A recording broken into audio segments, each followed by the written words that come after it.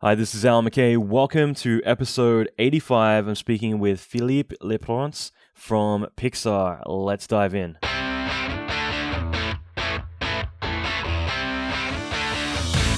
Welcome to the Allan McKay podcast. Allan is an Emmy Award-winning visual effects artist and mentor to many leading industry experts. Listen in as Allan talks with other industry leaders in film, video games, and visual effects about their experience, lessons, and methodology. Allan will teach you pivotal advice to fast-track your career, better your skills, and reach your ultimate dream job. Check out the latest episodes on allanmckay.com. All right, welcome to a brand new episode. So, a lot of things are going on at the moment. So the free training that I've mentioned, Fireball, is still going. It's still available for a week or two more. So you'll be able to get access to that if you go to allanmckay.com/fireball.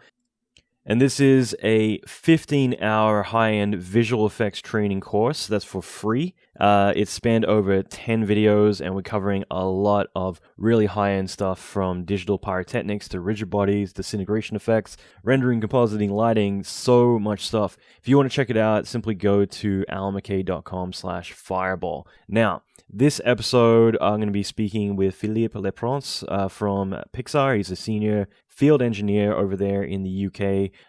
He's got a lighting background and a CG soup background working for Framestore and a lot of other studios. It's really cool talking to him, and we dive into a lot of really cool subjects. I think this episode is going to be really great. I hope you like it. And that being said, I'm just going to quickly mention as well that I'm doing a lot of live training right now too.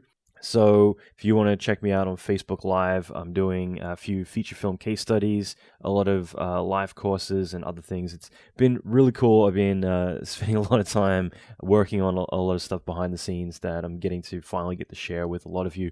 So I'm excited about this.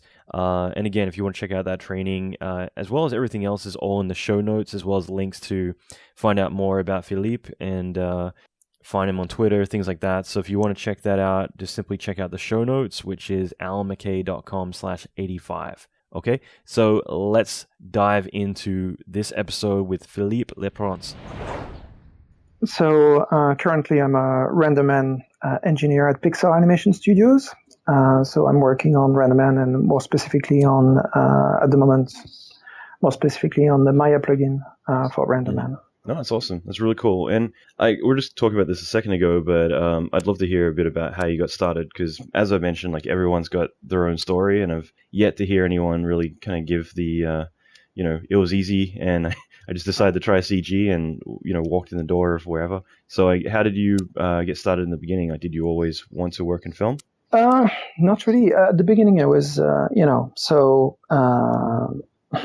I was young, there was no CG to speak of, really. It was still very crude. And, the first, I think my first motivation was that I was very much into science fiction as a child. And, one day my grandmother took me and my brother to go to the movies, and that was Star Wars. And after that, It's always Star Wars and always Jurassic Park, you know what I mean? Yeah, but, I was like 11 or something, and that was, suddenly it was, completely different. It was not the, usual cheesy science fiction movie. It was believable. It looked like, it was all dirty and realistic. And that was like, wow. It was really an important moment for me in retrospect, but that's not my favorite movie by, a long stretch. After that, I was more influenced by Ridley Scott in general, Blade Runner and the first Alien, which was like, mind-blowing for me. But yeah. And now he's putting out, prequels and sequels, all in the same year of all his best films. So hopefully he doesn't butcher them all. Yeah, well, we'll see. But yeah, so I wasn't very good at school in general because I was lazy. I was always, kind of taking the short route to get to the next level. So I managed to go to, from one class to another, blah, blah, blah. until the end, until I reached the university. But when the university time came, I didn't know what to do. And at that time, I was very much into music. I had a band with my brother, and we were very interested. Well, we were trying to become professional musicians at that point. Mm-hmm. And I was keeping an eye on computer graphics at the time because that was like something very new. And there was this conference in France which was called Machina. Mm-hmm. And Machina was, like the equivalent of SIGGRAPH, but slightly more French. Yeah, well, yeah, and focused on images rather than tech. Well, there was quite a bit of tech, but it was more about the image and the artistic aspect of it. So anyway, so that was something that I was keeping an eye on, and I was really interested. But there was no school, there was no university offering any courses or anything at the time. There was really nothing. So at least in France. So I started after university studying as a technical translator. That was so boring. Mm-hmm. I kind of dropped out, and I had to do some military time. And after that, I started working for real, and I found a job as a photo touch-up artist. Right. And then I started making pictures. So I did a lot of movie posters and record sleeves for lots of artists in France and movies in France. Cool. And then that's where I started using 3D for real. I had played with 3D before when I was still studying because I had an Amiga, and I can't remember the name of that application I was using, but one of those things coming on a floppy with 4,000 colors and some crude ray tracing, and I played quite a bit with it, and I really liked it, but that was very frustrating because it couldn't do much really. Mm-hmm. But anyway, so when I was working for that first company, basically I got the opportunity to make my first real 3D images, and one day I stumbled on RenderMan a bit by chance during a conference in France. Mm-hmm. And what year was that, by the way? I'm not sure. Was it like around like Toy Story 95, or is it kind of prior to that? No, that was prior to that. Okay, yeah. Wow. Yeah. So basically, they had decided to release a Macintosh version of RenderMan. It was called Mac RenderMan, and it would fit on a floppy, of course. And that was version 3.4, I think. Right. That was probably 89. Okay. Yeah. Anyway, so I started, playing with that, and I was completely hooked. And at the same time, I was also learning compositing with the very first version of After Effects, mm-hmm. which was, still called After Effects at the time. And and so, all those things came together, and I was like, okay, 3D compositing, blah, blah, blah. Even though at the time I didn't know it was called compositing, but doesn't matter. And I started doing commercials with, very little resources, but that worked really well. And after a couple of years, I decided to move on to another company, and then I was hired in a bigger CG company in France. So we have this tradition of CG companies in France with Buff, and there used to be Ex Machina and Deus and a bunch of others. And I started working for Deus. And that's when, I really started working on sequence graphics and all that stuff, and Power Animator. And just to interrupt for 1 second, but what was it like going from one company where you're doing 3D, but then going to another company that really embraced it, and you had other people around you, who did what you did, and everyone had that understanding? I mean, did you find that there was a big difference between the two companies? Yeah, because in the first company, the 3D stuff I was doing was seen as like something a bit exotic and fun, but not their main purpose. Yeah, it's and more of a hobby in a way.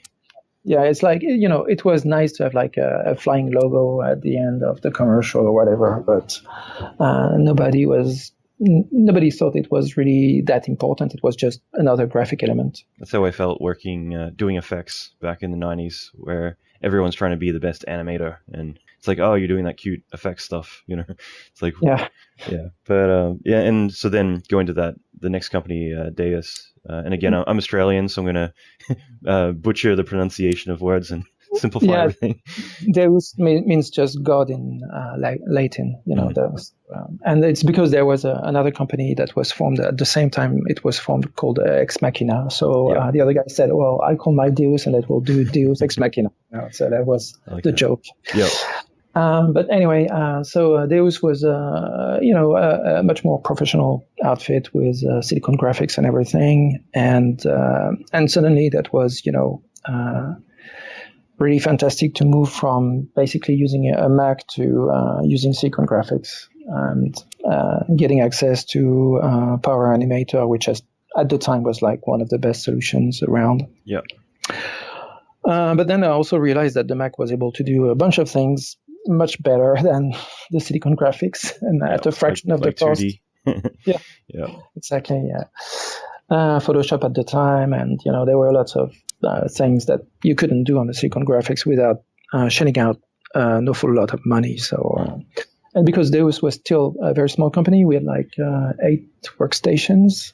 That was we had really important limitations. So it was all about making it look good, but keep it very lightweight and be able to render all those things quickly and deliver. It was mostly commercials at the time. Mm-hmm. And then after that, I started working. Deus didn't last. There was quite a bit of restructuring in the industry at the time in France, and Deus kind of died, and I started working as a freelancer at that point. Mm-hmm. And what was it like kind of moving from that, essentially transitioning to freelance? Was it kind of, if you can recall, like, was it pretty scary back then to kind of be a hired gun at that point? It was a bit, but I ended up, visiting quite a bunch of companies, and finally I got some work really quickly because there wasn't so many people around at the time that could, use Power Animator or even the first version of Houdini at the time. Mm-hmm. So that's one of they were like the 2 things I could use, and there was this big divide between who is a Softimage company, who is an Alias company. Yeah. But overall, I was able to find some work really quickly, and then after that, it was word of mouth. I got quickly a really good reputation as somebody who wouldn't get stopped by anything to Cool. deliver. So because I had always had this approach of doing things in a very lightweight manner at the beginning, Which I guess you learned at school. Well, it was more like, working in a small company with Macintoshes and, having like 3 machines to render long sequences. You have to be careful about everything and say, oh, it won't be all 3D. I will do this part in 2D and I will comb this and, blah, blah, blah, blah. So, that was really about, being really as savvy as possible and not being, trying to do things not wanting to be too correct about, just make sure that the result looks great and don't care too much about the process, Right. And I think that, honestly, I think it's a good way to start out. Like, like I always think now that we are going to get a bit spoiled if you're starting out in the industry. You kind of have a lot of render power. You've got, your pipeline, and everyone's kind of doing little bits and pieces. Whereas if you're coming from being a generalist at a smaller studio, you have a lot of responsibility, and together you got to figure out how to get the show done, however it gets done. And a lot of the times it is those cheats and hacks and whatever it takes. But in a way, I think that experience of learning to problem solve and do, solve issues, I guess, with Scotch tape or whatever it's going to be to fix the solution, it allows you to think on a larger scale later, much more efficiently. It's the same way, like if you come from modeling, let's say if I hire a modeler who came from games, initially they're always going to be very critical about every single polygon that gets put down, but it means they're very clean and they're thinking ahead about the process, not just in the trenches doing it. So I think that's like a good background to have. Yeah, and later on when I was working on bigger projects, it's very important to always divide and conquer. Mm-hmm. So being able to have a good analytic look at what you're trying to achieve and split it into a bunch of manageable tasks, so that in the end, you can deliver on time and there's not too many unknowns on the way. Yeah. And so, and also because I had to rely mostly on myself because I was always in small teams at the beginning, I had to learn about many different things, compositing, modeling, lighting, shading, texturing. And when I started working at Deus, I also started looking into programming because I had some, basic programming skills that because I had the first computers, that were around. Like I had an Apple II a long time ago. Yeah. That we had bought with a friend. So we were sharing that computer, and that's how we started learning programming using BASIC. Mm-hmm.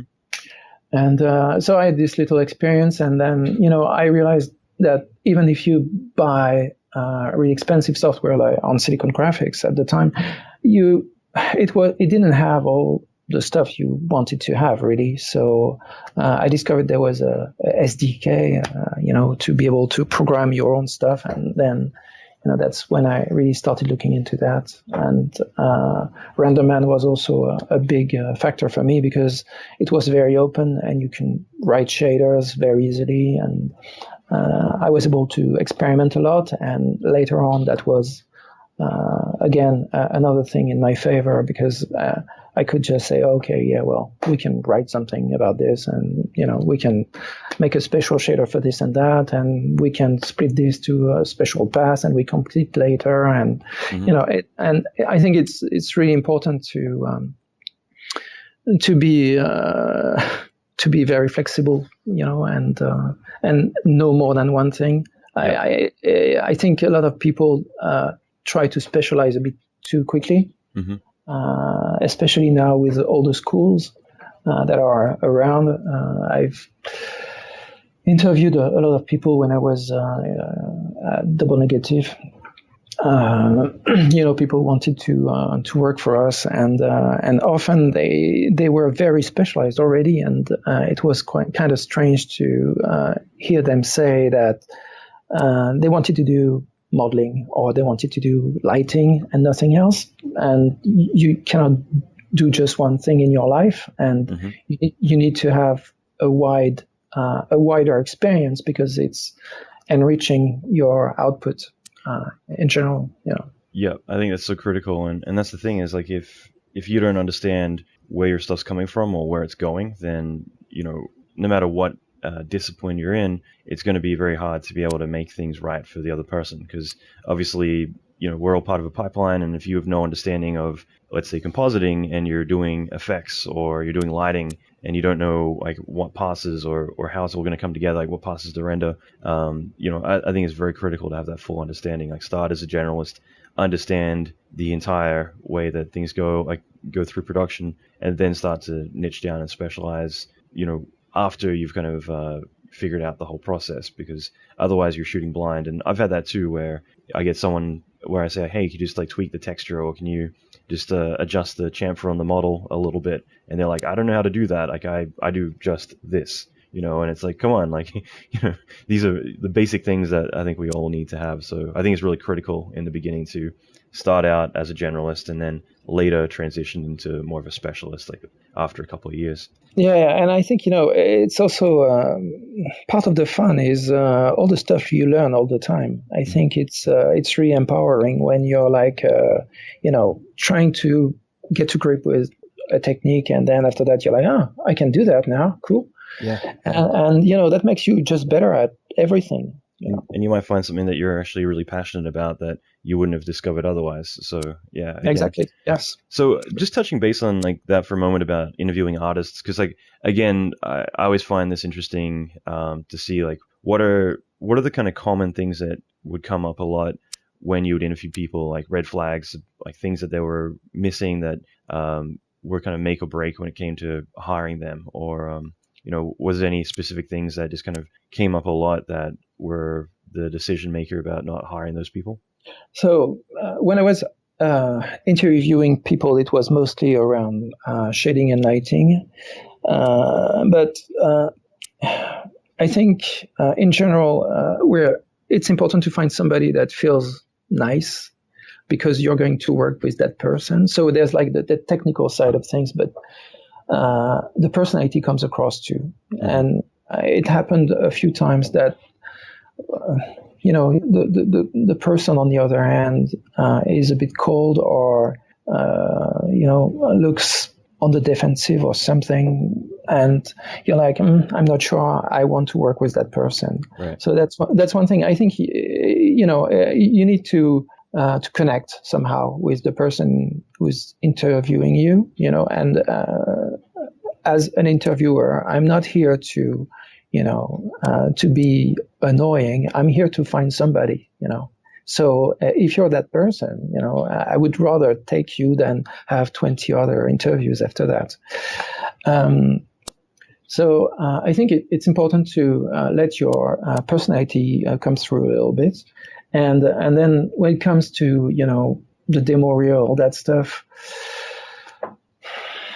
I think the most important is to really be clear about what you actually did on whatever images you're showing. Mm-hmm. Because especially when people work on larger projects, I had a couple of times people who were not exactly honest about what they had done. But, we realized they were lying at some point. Yep. And it didn't take so long. So it's better to say, well, I've done this, I would like to do that. I haven't done it, but I'm really passionate about it. Instead of saying, well, I've done this, so I can do it again, and you haven't done it. So, be honest. And if you're passionate about something, it's perfectly fine. And I think that's something that all the companies are looking for. They're looking for people who really want to do things well. And we know that, we cannot find always seniors that know everything. We need to have a bunch of people who are new to the game and are willing to learn and to, get better at things just by working alongside other people in the company. So it's really important to be honest and reflect on your own level without feeling diminished or anything. You're not supposed to be always the best at everything. Yeah, I think you're absolutely right. I mean, I think some people might be embarrassed that they're like, oh, I just did the bit of mist in the background, that's only on for a few frames. However, I wanted to put on my reel. If you're at least honest about that, then, it just shows like, okay, great. Well, you're getting that experience and, maybe it's time to give you more responsibility. But if you're embarrassed by that and you want to say like, I did everything, then it's A, it's not going to reflect well, and B, it's such a small industry that, it's just not worth trying to pull wool over people's eyes, because at the end of the day, like, people will find out. I mean, I guess at the very beginning of my career, when I was probably like 17, 18, I remember working with a friend of mine, Kit Devine, and she was telling me how she was working in the UK at one point, and someone from Australia sent over their reel, and it had a commercial on it that they figured it was an Australian commercial, so nobody in the UK would know anything about it. So they came in for a job interview, and the studio they were applying at, was actually the studio that did that Australian commercial. So they actually just played along with him for a while and was like, oh, tell us about all the work you did on it. And at the very end of the interview, they're like, well, we actually did that commercial. So naturally, you got kicked out of there pretty quick. But that's the thing, is you don't want that where then everywhere you go, you're going to be getting that, that name kind of applied to you as like, oh yeah, that person steals other people's work. And I've had that. I've had people send my reel in to apply for a job, like where I'm at a studio and like my reel just with my name replaced with someone else's is showed up. And yeah, it's freaking dirty. So yeah, it's just not worth it in the end, because it's, such a small industry. Everyone knows everybody. Yeah. And I mean, with LinkedIn and all that stuff, and it's a very small industry. People know each other after a few years, so I could ask, somebody comes from Weta and says, yeah, I've done this and that. Well, I will call, Ken McGo at Weta and I will say, hey, did you work with this guy on this project? And if he says no, Yep. It's not good. And, I think there's still a few people in the industry who are hopping from company to company and are not staying, and it's because, they are not completely honest. Mm-hmm. But they manage to sell themselves quite well. So I've always been fascinated by that, because you're right. There are a couple of people where it's just, after all the crap they've pulled, it's like, how are you still getting work? But you're right. I think they're very good used car salesmen that manage to. Yeah, exactly. And usually they're the ones who password protect their reel. So maybe that says something too. But I mean, again, like going back to interviewing, I think it's pretty fascinating. Like for you, do you think it's important that all artists have at least some kind of technical understanding, like basic scripting, expressions? Do you think that really benefits or puts them in a different category to everyone else who's applying for work? Well, yes, I do. I think, the more you know, the better you are. And, you could be, I always find this a bit short-sighted and dispiriting to hear people say, well, I'm an artist. I don't script. And I'm like, well, it's not like people are artists and others are technicians, because if you just look at Leonardo da Vinci or, Michelangelo, these guys, they were also architects, painters, sculptors. They could, do so many things because they were curious. Yeah. And they wanted to learn. And they wanted to know everything there was to know to get better at things. And, it's just a general attitude in life. And I think if you limit yourself by saying, oh, no, I'm not that type of guy, or you simply, often people are just getting scared of the idea of, getting down and dirty with really technical stuff. But, baby steps, that's not a problem. Take your time. It's going to be okay. And then when it starts working, you're like, yes, I can do it. That's awesome. That's just it. Like, and that's the thing too. Like, I think a lot of people, they'll see like massive lines of code on a screen and think like, oh, like I wouldn't know where to begin with that. And the thing is that, as you said, with baby steps, I mean, most of the time when you're coding, it's one bit of line that you've, built, and then you expound upon that more, and you start pulling code from other bits you've done before, and it's a jigsaw puzzle. It's not like you start writing a novel from the top to the bottom. It's something that you keep building and refining into something bigger. And so when you're not understanding like what you're looking at, it can be kind of intimidating. But I don't know, like for you, like I guess you're right, because I think there is a massive kind of intimidation when it comes to scripting and coding, where people instantly dismiss it like, oh, I'm not smart enough, or I don't know math, or I don't have any need for that, when probably some of the best artists I know all code, and it's not like they need to be an amazing programmer, but just having that little bit of knowledge that allows them, when they hit that wall, to be able to build over it rather than, go back to the beginning and find a new way. It's so critical to kind of put you on a whole other level. And again, like they're the kind of people that when it comes to work in production, you become a go-to person. If like you're the only person in the room who can develop tools and solve a lot of problems, then that makes you unique. Absolutely. Yeah, and if you have a special sauce, people will know that. And you will be known for that special sauce you can bring to the project every time. Because a lot of people, they think that, you can make, I don't know, Star Wars or Transformers or whatever by just pressing buttons in Maya and Houdini and whatnot. It's not true. There's always a point where you need to do something that has not been written by Autodesk or whatever. Mm-hmm. Yeah. And that moment is between you and the computer, and there's nothing in between. You have to come up with something.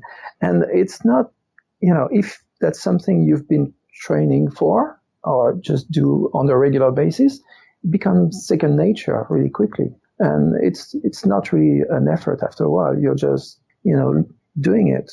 And just the simple fact that you can do that also in a company with a lot of like-minded persons means that you're going to share more ideas. You're going to come up with more ideas because somebody will have said something that will have, brought an idea into your head. And, that's one of the things that I loved when I was working at Double Negative. It's because there was such a strong group of seniors that when we were, in a bind, we had a real problem. We would just have a little brainstorming session, and we would go back to work and we would find solutions. And they were all guys who could script, who could write C++, who could write a plugin for this, for that. Not always at the highest level, but you don't need an amazing level to have a good idea. Mm-hmm. No, that's great. That's really cool. And for you, like, I know you mentioned you kind of got started in BASIC, but was it something that you kind of felt compelled to learn, like in the beginning? Like, how did you kind of fall into it? I realized, especially back then, that you kind of, at least some of the 3D packages I was using, you literally, if you wanted to animate, you had to do it all via scripting. So in some cases back then, you kind of forced to if you want to do anything. But I'm just curious what your path was like.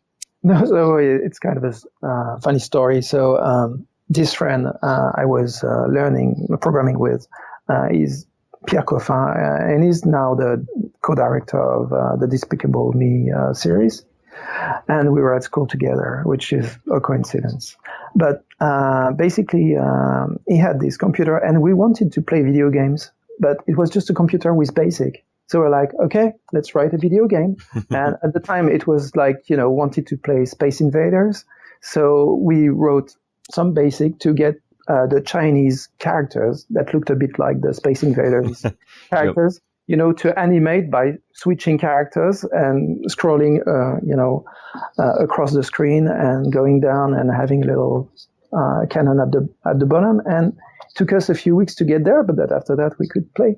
And that was our first motivation, Actually, that's one last thing I'll touch on with coding is, again, I feel like it's with anything you're learning, but I do think it's important if you have a goal in mind. And actually, I mentioned Dan Kripak earlier, but Dan was the one who taught me this, like, back in 2000, I think. But yeah, I mean, having a goal in mind for anything is really critical, because at least that way you've got a direction. Like if you say I want to build a tool that turns all the lights in the scene off and on or whatever, something simple like that, it's fine, but like at least you have something. But if you're just saying I want to learn coding and you've no direction, no way to apply it, or a way to translate it into something that you can see, then it's going to be very intimidating.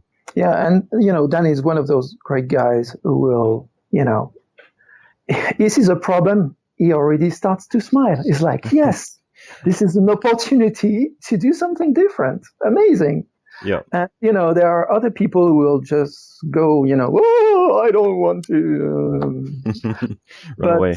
Yeah, but seriously, that's the fun of the job. It's the problems. It's not, otherwise you should do something else. If you don't want any problems, don't go in VFX. Yeah, I completely agree. I mean, it's like whenever I'm putting in a bid or a quote for a project, there's always like, once you do it, you add it's 3D buffer on, because there's going to be shit that goes wrong. Like every single time it's 3D, there's going to be stuff that always doesn't work. Even the easiest of things is usually the things that you take for granted. And yeah, it's this industry and this job is purely problem solving. And that's one thing I've found in a lot of courses that I teach, is that some people come along and they're like, something's not working and they're not willing to problem solve. Then that's frustrating, because if you want to work in this industry, it's literally like 99% problem solving. Yeah, absolutely. Yeah.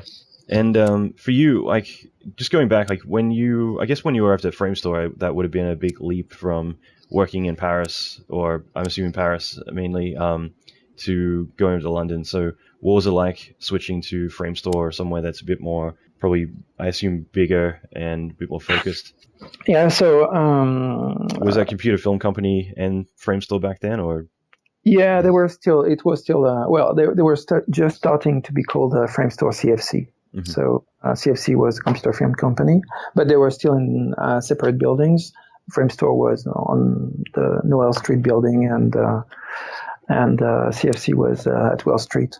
But I was working at Microcinimage in France, and the company was not feeling too well, and they asked if anybody wanted to be made redundant with a little bit of money. And so I said yes, and on a nice Thursday, I took the train to London and visited MPC, Framestore, Double Negative, and Cinesite.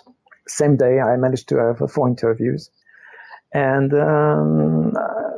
I had a proposal from Framestore a week and a half after the interview, and at the time they wanted to hire me as a senior shader writer, and it was probably the most amazing interview I ever had, because I went there, thinking, well, I'm just like, a TD who can do a bunch of things, but it was, a big company compared to what I was used to. Right.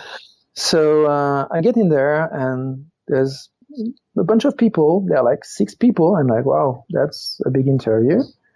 And the funny thing was that, they had all seen my demo reel, and they all wanted me on their project. So basically, cool. I had like 6 supervisors who were trying to make me work on their project. So I was like, oh, that's new. But that was really, really fun. And I ended up working on Harry Potter 3.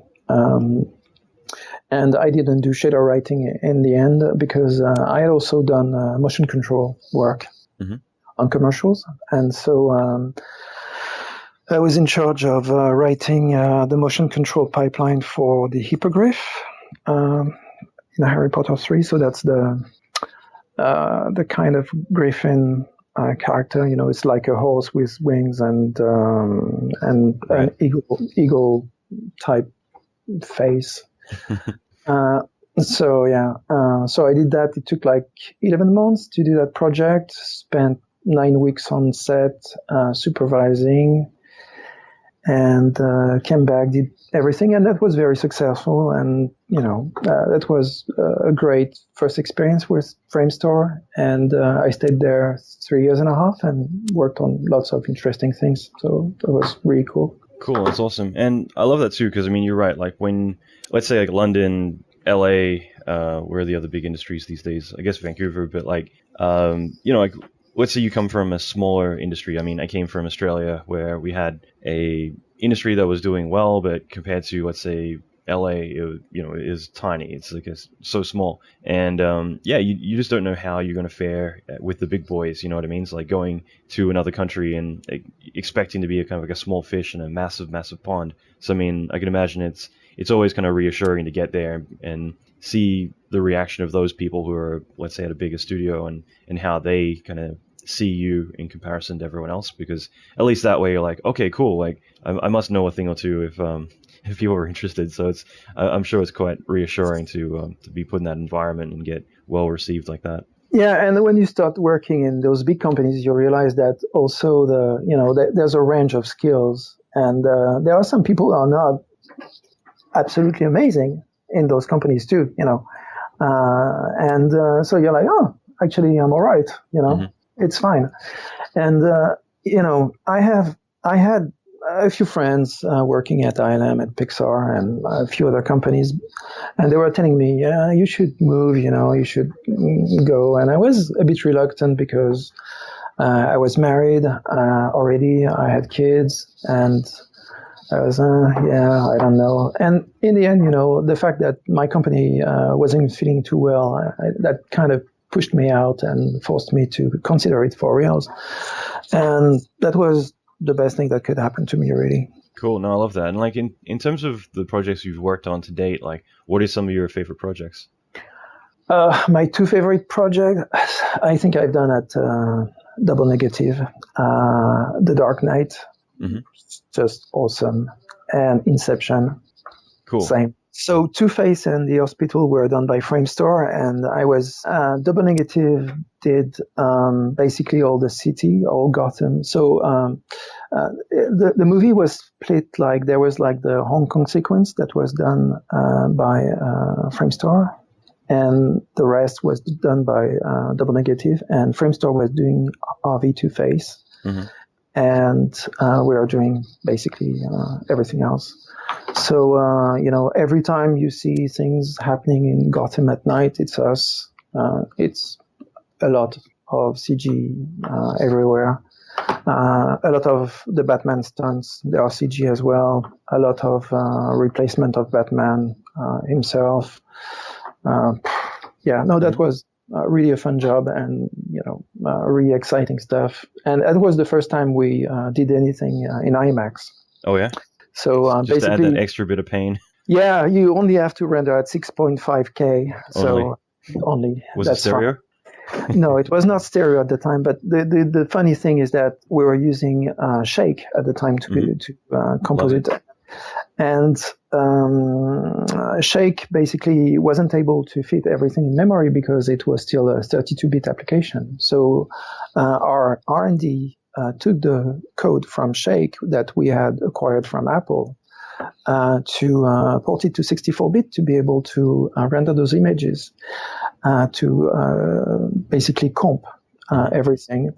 And once we had this, 64-bit Shake, we're able to finally get the image, but we couldn't actually see the images because there was no way to project those images. So when during the dailies we would see a resize of the image and then looked at sections of the image in loops to check, technically speaking, if everything was okay. So you had to have like 6 sections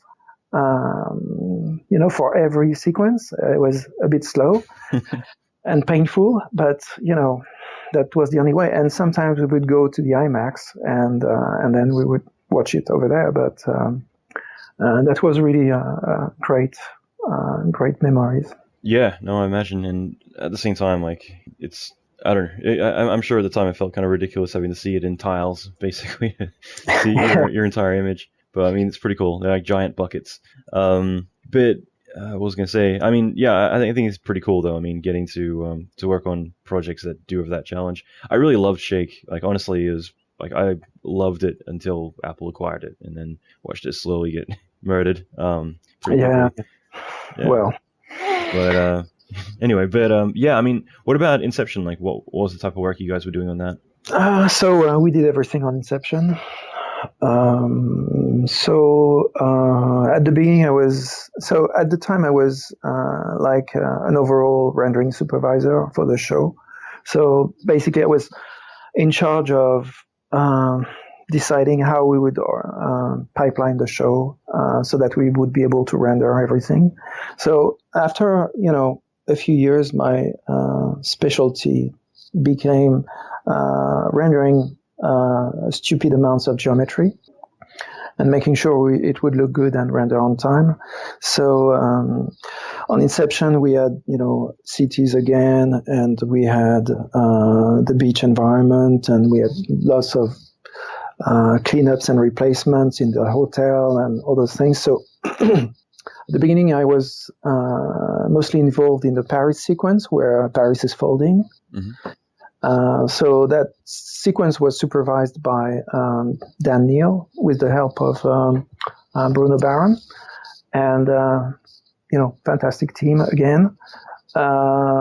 Phil Johnson as well. Well, I forget all the others. I'm sorry.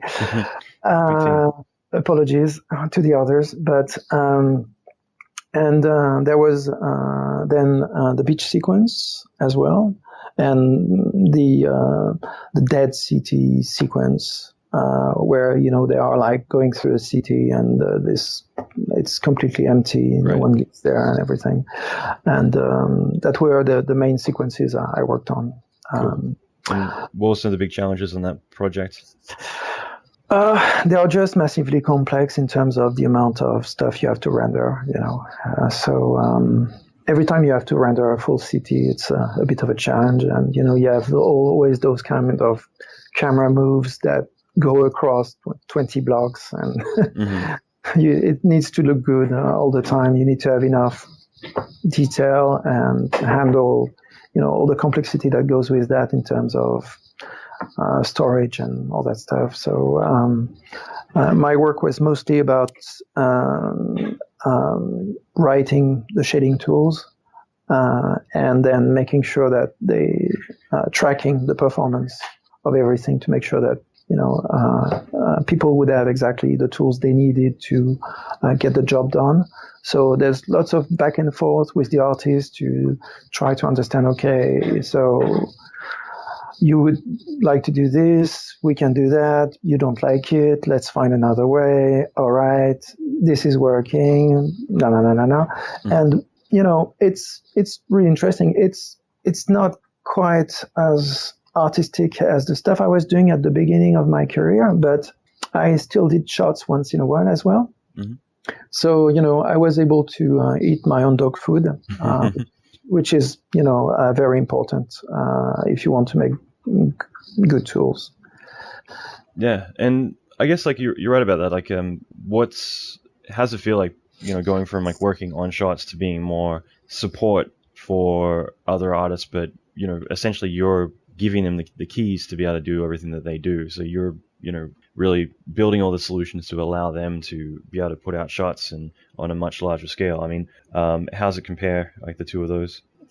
Well, at the beginning I was really interested into making pictures, and I still love that today. But after a while, the general frustration that I had about the state of the tools that we could buy basically became more important than the artistic aspect of it. So I became completely obsessed with improving the tool set. And that's still what I'm doing today. And I think, artists need good tools to do good work, but sometimes it's the small details that matter. Mm-hmm. There's a bunch of really, important things that you need to get right, but sometimes there are really small details that will completely make a difference in terms of user experience. And it's important to have this attention to detail the same way that you must have attention to detail when you're lighting, when you're shading, texturing, doing effects. You must have, this intense scrutiny on detail all the time. And that's how things become, tenfold better. It's because you can get the details right. So, of course, you shouldn't do that too quickly. You must get the bulk of things to work first. But after a while, when the tool set has evolved to a point where, it's doing what it's supposed to do, now there's a bunch of things you can do on top of that to go the extra mile and basically allow people to have a really great experience with the tool set. And that's the difficult part, really, is that last 10%.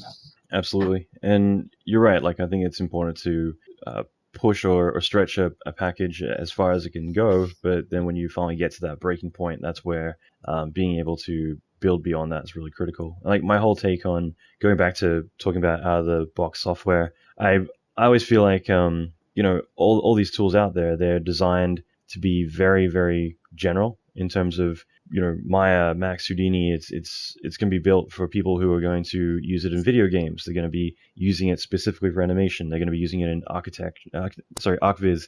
They're going to be using it in Previs. They're going to be using it for photoreal rendering, effects, dynamic simulations, medical stuff. And because of that, you need to make things that are going to be very general, and you can do anything with them, but it's not laser focused. And that's why, like, going back to talking about artists learning to script, I felt like that's so critical, is to have that focus where you're able to design or redesign any software package to be built for you and your production. Like, instead of having a team of people building it so that way it could be used for anything, it's kind of like, this is the magic bullet that you've designed specifically for your problem, and that means that the software can do exactly what you need it to do. Yeah, and you've worked in different companies yourself, and you know that every company is using pretty much the same software, but they all use it differently because they have those pipeline bits around it that will, allow them to do something specifically better than the version that everybody buys. And, there was this time, I don't know if it's still the case, but where you had like these sites like High-End 3D where you had lots of, fun scripts and stuff that people were using. And, I think that was great, but it also meant that a lot of people were just downloading the scripts and to use them, but they never really looked into how it was done, which is, a missed opportunity, I would say. Yeah, absolutely. You're, I think it's so critical, and you're right. Like, High-End 3D was great back then because you could just pull out like a hair script for Maya and instantly got hair. But you're absolutely right. Like, if something wasn't working, you would go back online and you would look for the next script. You wouldn't look at how it's done, how it's working. Is there some obvious mistake that you can quickly tweak and get it to work? So it's kind of like the whole teach a man to fish. And that way they can go out and do it themselves rather than just feeding them every day yourself. Yeah, exactly. And I think, sometimes people are too impatient. They want, the solution immediately. But I think that, you always learn more when you fail because, if something doesn't work, either you give up and you lost. But if you don't give up and you actually try to understand why it's not working and you finally discover why it's not working, you learn something valuable that day. And that's something that we will be able to reuse in the future. And I think a lot of people are just, downloading stuff to get things done because they are just focused on the end result. And again, they are missing the point because, it's not the destination that counts, it's the trip to get there. And this idea that you can download any script is good if you're willing to look into them and try to understand a bit how they work. But if it's just to use it as, just a dumb end user, you're not going to make much progress. And I think that's as an artist in general, that should be your main goal, get better at what you do. And it takes many different forms. Mm-hmm. No, absolutely. And everything you're saying, I so, firmly believe in my core. It's so important, and a lot of people are just kind of looking for I just need this problem done. I don't care. Just even if you're asking for help, it's just like, just tell me what to do. Like, tell me what button to press instead of saying, well, why is this happening? Let's, figure it out. And even just learning to problem solve, I think that for me, it's so easy to look at, okay, well, something's not working. Let's say something's not working, then let's go back to the basics and get it to work. And then we can go back and do that on a larger scale. Now, if something is working, but I'm not getting the result I want, then let's figure out how to break it. And then once we break it enough ways, then we can figure out the way that it should have been working in the first place. But if it's very basic formulas that might seem very complex, but you simplify it, you get the solution you want, and you do it on a larger scale. And again, like, just having that basic knowledge allows you to be able to, not hit those walls. You're able to then problem solve your own scenes. You don't need to say, well, this isn't working, I can't do my job. And if there is a script that gets you 90% of the way there, then you can download that and modify it to take you the extra 10%, and all those things are so critical. So yeah, having that core knowledge, I think every artist is able to phenomenally change into a whole new level of artist. Yeah, and also I think it's possible to explain complex things in a simple way. Basically, if you have a good understanding of a complex problem, it's easy to explain to somebody else. And, it happened to me many times to go to a lighter's desk who couldn't, get something done, and then start explaining how, I don't know, multiple importance sampling works, or how a texture is important sampled, or what is a PDF and why it's important, and blah, blah, blah. And, after that, most of the guys, they're like, fuck, that's awesome, man. I understood what you were saying. Mm-hmm. And they learn something, and the next time they will not call me for that same problem. And I met other guys who just, were faking interest, and then, just wanted the solution in the end, and would come back like 6 weeks later with the similar problem, and would be asking for exactly the same solution. So, that was always something. That was always where I could tell, well, this guy is good, this guy is not good, and it's not because he will never be good. It's just he's not applying himself. That's right. It's like going back to teach a man to fish. Well, that person's like, no, just fucking feed me. Exactly. I don't care. I think it's so cool. And so now moving to Pixar, you've been there for a couple of years now, right? 3 years, yeah. Yeah. And how's your role differed there to previously? I mean, what typically are you doing? Basically, I am in the RenderMan team. So the RenderMan team is writing RenderMan. 3 years and a half ago, we delivered the first full ray tracer in the RenderMan lineup, which we call RAS. That was RenderMan 19. And I was hired to kind of help, tailor it to become, production ready. And that's what I've done. So I've written a large section of the shading library at the beginning. Again, it's all about trying to make tools that make sense,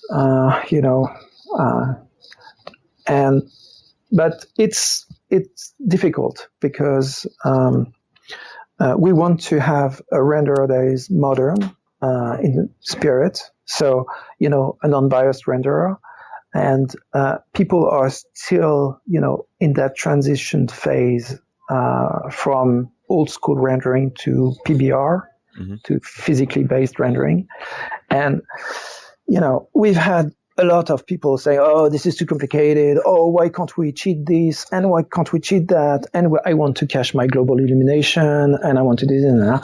And, they have a point.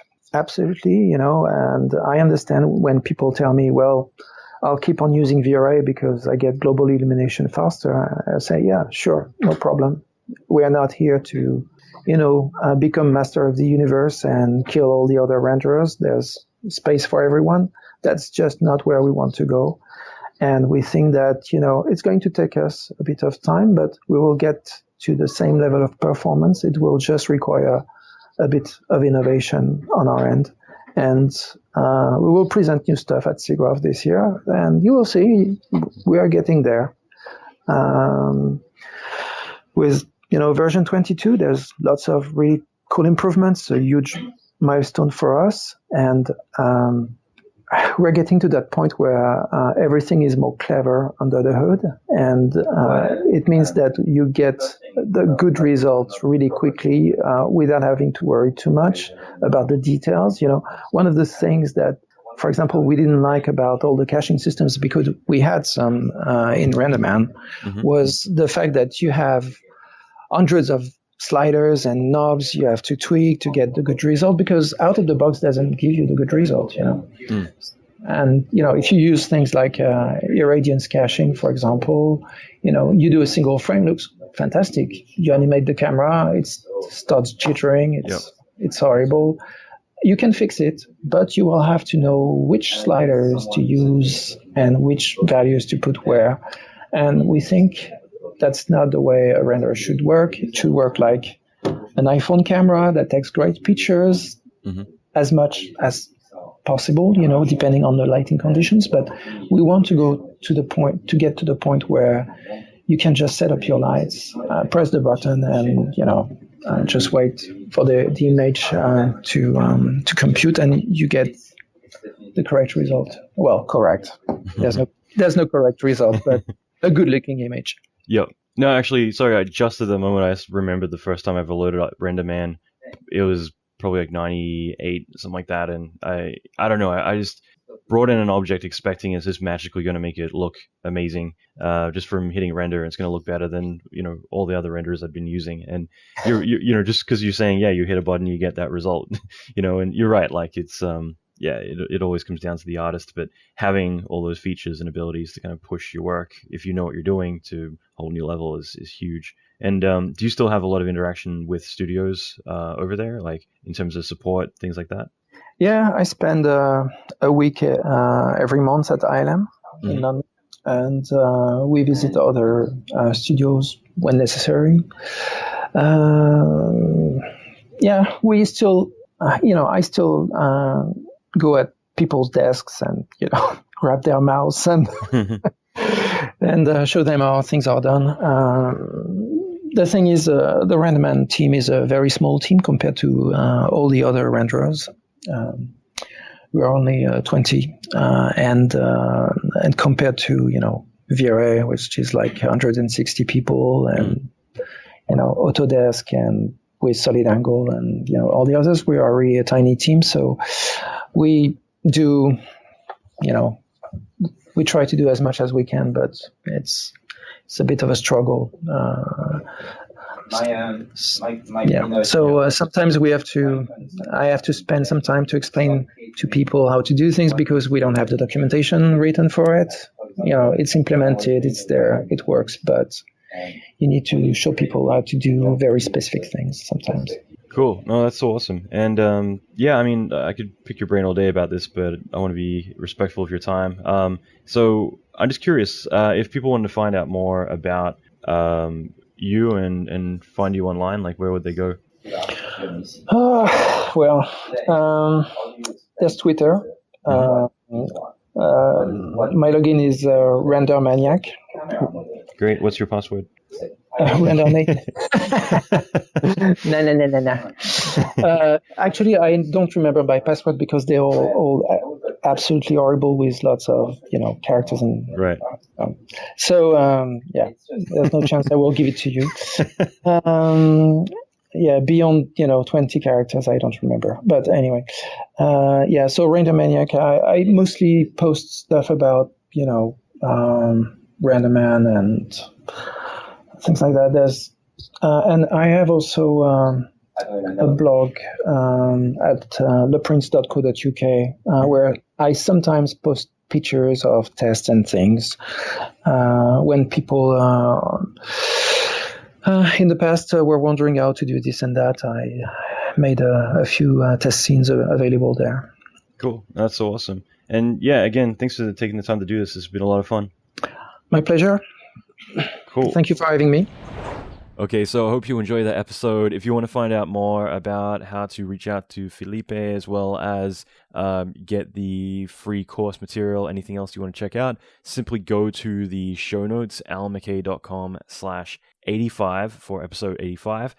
And we have in-depth show notes as well as quotes, a lot of really great information, a great place to recap on a lot of the highlights of the information shared here. Again, I want to thank Philippe for doing this. This is a lot of fun. And that is it. So again, allanmckay.com/85. And I will be back next week with another episode. And it will be the last week of that Fireball training. So get it while you can. Okay, so that is it. Rock on.